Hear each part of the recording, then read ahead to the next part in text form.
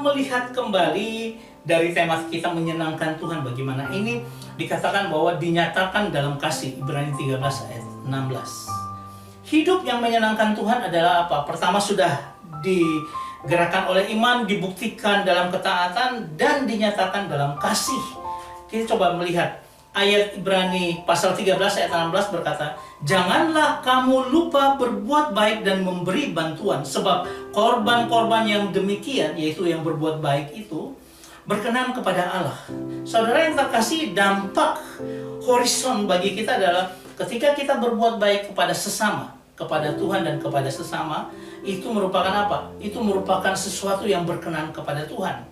Kita tidak bisa menyenangkan Tuhan jika kita mengabaikan manusia.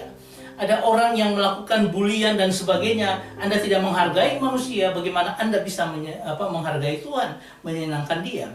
Nah, bentuk korban yang berkenan artinya apa? Saya berani membayar harga. Berapapun juga saya ingin menyenangkan Tuhan, berkorban, mempersembahkan hidup kita. Itu artinya membayar harga, yaitu berbuat baik secara konkret, bukan secara teoritis ya, tapi berbuat baik dengan apa adanya yang bisa kita lakukan. Ada orang yang butuh bantuan, ada orang yang butuh konsultasi kita berikan dengan apa adanya kehidupan kita.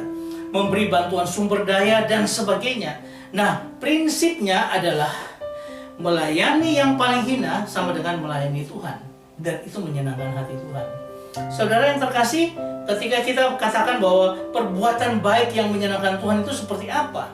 Ya, kita bisa dilakukan dengan sukacita, bukan dengan terpaksa. Maka ketika kita memberikan persembahan kepada Tuhan, harus dengan sukarela, dengan sukacita.